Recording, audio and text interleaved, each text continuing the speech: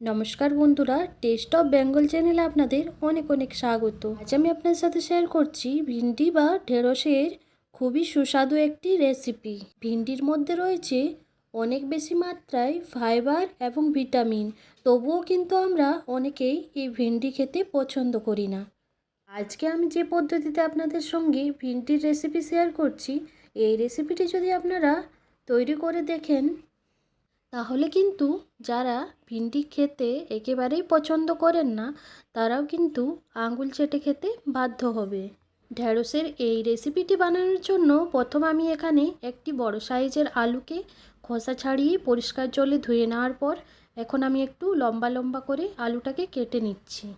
বন্ধুরা, আমার চ্যানেলে যদি আপনারা কেউ নতুন হয়ে থাকেন প্লিজ চ্যানেলটিকে সাবস্ক্রাইব করে পাশে থাকবেন আর পাশে থাকা বেল বাটনে ক্লিক করে রাখবেন, যাতে করে আমার অল নোটিফিকেশান আপনাদের কাছে তাড়াতাড়ি পৌঁছে যায়। আজকের আমার এই রেসিপিটি কেমন হয়েছে অবশ্যই আপনারা লাইক কমেন্ট শেয়ার করে জানাবেন। দেখুন বন্ধুরা, আলুটা আমার কাটা হয়ে গিয়েছে। এখন আমি ভিন্ডিগুলোকে পরিষ্কার জলে ধুয়ে নিয়েছি। এরপর ভিন্ডিগুলোকে আমি মাঝখান থেকে দুই টুকরো করে কেটে নিচ্ছি। রেসিপিটি বানানোর জন্য আমি এখানে 300 গ্রাম মতো ভিন্ডিকে নিয়ে নিয়েছি। আপনারা কিন্তু আপনাদের যতটা প্রয়োজন হবে সেই অনুযায়ী নিয়ে নেবেন। তো ভিন্ডিগুলোকে দুই টুকরো করে কেটে নেওয়ার পর এখন আমি মাঝখান থেকে চেরা লাগিয়ে নিচ্ছি। তো চলুন বন্ধুরা, প্রথম থেকে শেষ পর্যন্ত আমার আজকের এই রেসিপিটি আপনারা স্কিপ না করে দেখতে থাকুন।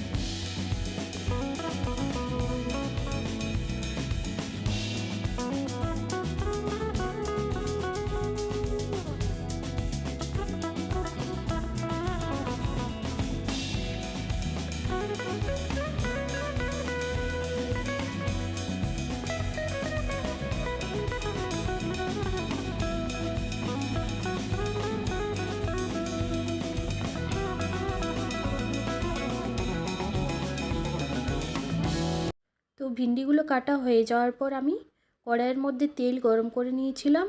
এরপর আলুগুলোকে কড়াইয়ের মধ্যে দিয়ে দিচ্ছি। দিয়ে আলুগুলোকে এখন একটু ভেজে নেব।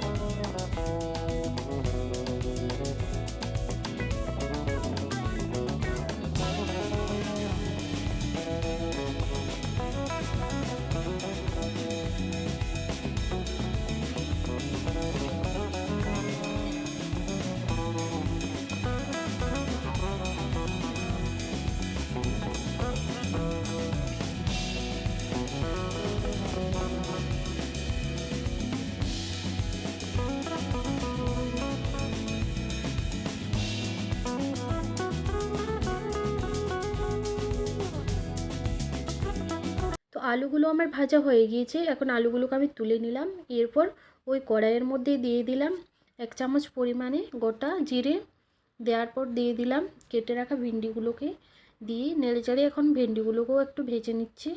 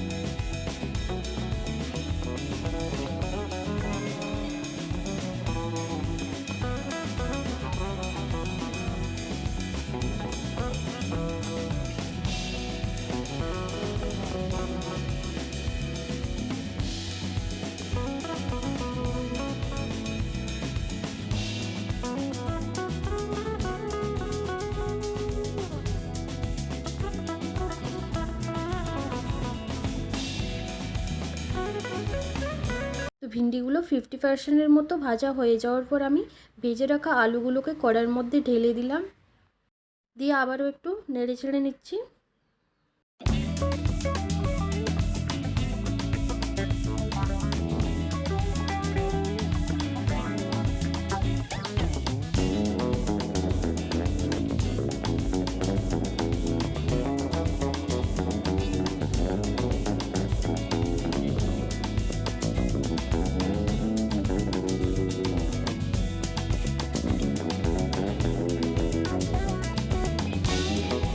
তো এরপর কিন্তু আমি মশলা আর সামান্য একটুখানি লঙ্কা গুঁড়ো দিয়ে দিলাম, দিয়ে আবারও নেড়ে চেড়ে নিচ্ছি।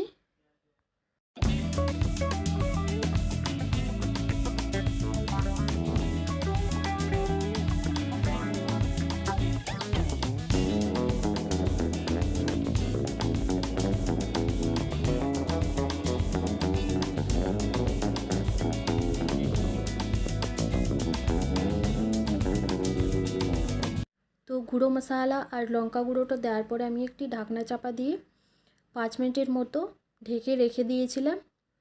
তো পুরোপুরিভাবে যখন আলু আর ভেন্ডিটা ভাজা হয়ে যাওয়ার পর নেড়েচেড়ে নামিয়ে নিলাম। তো দেখুন বন্ধুরা, একটি প্লেটের মধ্যে আমি এখন আলু ভেন্ডিটাকে সার্ভ করে নিচ্ছি। আপনারাই দেখুন বন্ধুরা কতটা সুন্দর মশলাদার হয়েছে।